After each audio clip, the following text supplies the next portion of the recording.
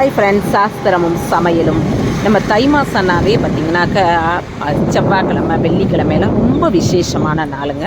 வீட்டில் நம்ம எப்போவுமே காலையில் ஆரம்பிக்கிறப்போ ஒரு பூஜை அறையில் விளக்கேற்றுற மாதிரி கிச்சன்லேயும் விளக்கேற்றிட்டு அப்படி தான் ஆரம்பிக்கணும். காலையில் எங்கள் வீட்டில் பார்த்திங்கன்னா கொள்ளு சூப்பு, கொள்ளு பவுட்ரு நான் ஏற்கனவே அரைச்சி வச்சுருக்கேன், அதுவும் வீடியோ போட்டிருக்கேன், உள்ளே போய் பாருங்கள். காலையில் கொள்ளு சூப்பு. அப்புறம் பார்த்திங்கனாக்கா இன்றைக்கி கோதுமை ரவா பொங்கல் தான். கோதுமை உப்புமானாலும் கொஞ்சம் அலறுவாங்க, பொங்கல்னாலும் கொஞ்சம் அமைதியாகிட்டாங்கன்னு வச்சுக்கோங்களேன். நல்லா சூப்பர் டேஸ்டியாக நம்ம வெஜிடபிள்ஸ்லாம் போட்டு இஞ்சி பூண்டு பேஸ்ட்டு போட்டு 1 கப்பு தேங்காய் பால் ஊற்றணும் அப்படின்னாக்கா நல்லா ருசியும் கூடுதலாக இருக்கும். காலையில் டிஃபனும் பார்த்தா நல்லா திருப்தியாக சாப்பிட்டுக்கலாம். அந்த தேங்காய் பால் ஊற்றுறதுனால தான் அந்த கோதுமை பொங்கல் பார்த்திங்கன்னா நல்லா டேஸ்ட்டாக இருக்கும். ஒரு 50 கிராம் நம்ம பாசிப்பருப்பு போட்டு அதோட அரைச்சிட்டு அந்த ரவையோடையே சேர்த்து நம்ம 1 கப்புக்கு பார்த்திங்கன்னா நல்லா 4.5 கப்பு தண்ணி வச்சு 1 கப்பு தேங்காய் பால் நம்ம ஊற்றிக்கிட்டானோ நல்லா ருசியாக சூப்பர் டேஸ்டியான நமக்கு காலை டிஃபன் பார்த்திங்கன்னா கோதுமை ரவா பொங்கல் ரெடி ஆயிடுச்சு. இதுக்கு தேங்காய் சட்னி சைட் டிஷ்ஷுன்னு பார்த்திங்கனாக்கா அப்படி தான் நான் பண்ணிக்கிட்டேன். காலையில் எங்கள் வீட்டில் நான் பார்த்திங்கன்னா சமைச்ச சாதத்தை நீர் விளவி காகத்துக்கு வச்சுட்டு தான் நான் எப்போவுமே சாப்பிடுவேன். இது ஒரு வழக்கம் எங்களுக்கு, எங்கள் மாமியார் வீட்டில் இருந்தே அப்படியே எனக்கு பழக்கமாயிடுச்சு.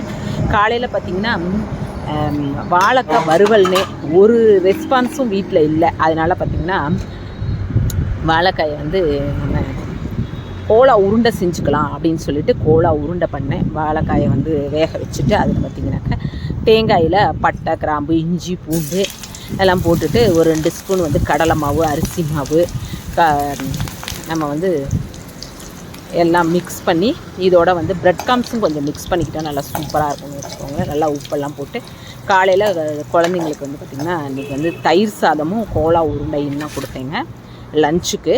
இதை தான் நான் ரெடி பண்ணேன். இன்றைக்கி ரெடி பண்ணிவிட்டு அதுக்கப்புறம் பார்த்திங்கனாக்கா எங்கள் பாப்பாவுக்கு மண்டேவும் நான் தயிர் சாதம் கொடுத்ததுனால என்கிட்ட கொஞ்சம் சண்டைக்கு வந்துட்டா. ஏன்னா மம்மி மண்டேவும் தயிர் சாதம் கொடுத்து இப்பையும் கொடுக்குறீங்க, அப்படி இன்றைக்கி வெட்னஸ்டேவும் கொடுக்குறீங்க அப்படின்னு சொல்லிட்டு. அப்புறம் பார்த்திங்கன்னா செவ்வாய்க்கிழமை அன்றைக்கி நாங்கள் கோயிலுக்கு போய்கிட்டு இருந்தோம். அவினாசி லிங்கர், காசிக்கு நிகரான இவர் லிங்கேஸ்வர் அவினாசி அப்பர். காசிக்கு போக முடியாதவங்க அவினாசியில் நம்ம அவினாசி அப்பரை பார்க்குறது ரொம்ப விசேஷம். இங்கே தாமரை குளமெல்லாம் இருக்குது, இங்கே குளமும் இருக்குது, ரொம்ப நல்லாயிருக்கும்னு வச்சுக்கோங்க, விசேஷமாக இருக்கும். நம்ம காசிக்கு போக முடியலேன்னு வருத்தப்படுறவங்க இங்கே நீங்கள் சாமியை தரிசனம் பண்ணலாம். இந்த அம்பாள் கருணாம்பிகையாவாக இங்கே இருக்கிறாங்க. ரொம்ப நல்லாயிருக்கும் இந்த கோவில் பார்த்திங்கனாக்க. கோபுரமே அவ்வளோ ஒரு பிரசித்தி பெற்று ரொம்ப நல்லாயிருக்கும்னு வச்சுக்கோங்களே. இங்கே நான் பைரவர் வழிபாடு பண்ணுறதுக்காக அங்கே வந்துட்டு சாமியெல்லாம் கும்பிட்டு அர்ச்சனையெல்லாம் பண்ணிவிட்டு இங்கே முதல்ல குழந்தைங்களுக்கு நேரம் சரியில்லை அப்படின்னா அந்த அவினாசி லிங்கரை கும்பிடலாம். இப்போ குளம் இருக்கிறதுனால நமக்கு பணத்தட்டுப்பாடு வரக்கூடாது அப்படின்னா எந்த குளத்துலையுமே நம்ம கோவில் குளத்தில் நம்ம உருண்டை பொறி இருக்குங்களா, வெள்ளம் கலந்த அந்த உருண்டை பொரியை நம்ம குளத்தில் போடுறப்ப அந்த மீன் சாப்பிட்றப்ப நமக்கு பணத்தட்டுப்பாடு வராது அப்படிம்பாங்க. அதனால் குளங்கள் எங்கே இருக்குதோ கோவில்களுக்கு பக்கத்தில் அதில் நம்ம பொறி உருண்டை வாங்கி போடுறது ரொம்ப விசேஷம். பொறி போட்டாலும் நல்லது. இனிப்பு போடுறப்ப நமக்கு அதிக பணவரவு இருக்கும் அப்படின்னு சொல்லுவாங்க சாஸ்திரங்களில். இங்கே உள்ளெல்லாம் விளக்கெல்லாம் தீபம்லாம் ஏற்றிட்டு ஈவினிங் பார்த்திங்கன்னா சாயரட்ச பூஜை, அதையும் சாமியும் தரிசனம் பண்ணிவிட்டு பைரவருக்கு அர்ச்சனை பண்ணிவிட்டு சாமி கும்பிட்டுட்டு எல்லாம் திவ்யமாக சாமி கும்பிட்டு வந்தோம். உள்ளெல்லாம் போய் எடுக்க முடியல, அலோடு இல்லை அப்படின்ட்டாங்க. எல்லாம் வெளியில் நின்று நீங்களும் அவினாசியை நினச்சி கும்பிட்டுட்டுங்க. வெளியில் அப்படியே வந்தாக்க பார்த்திங்கன்னா குழந்தைங்க பஜனை எல்லாம் பாடினாங்க. தேவார திருவாசக பாடல்லாம் பாட ஆரம்பிச்சிருந்தாங்க. அதையும் அப்படியே கேட்டுட்டு ரொம்ப சந்தோஷமாக உட்காந்து கொஞ்சம் நேரம் பார்த்துட்டு அதுக்கப்புறமா கிளம்பிட்டோம்.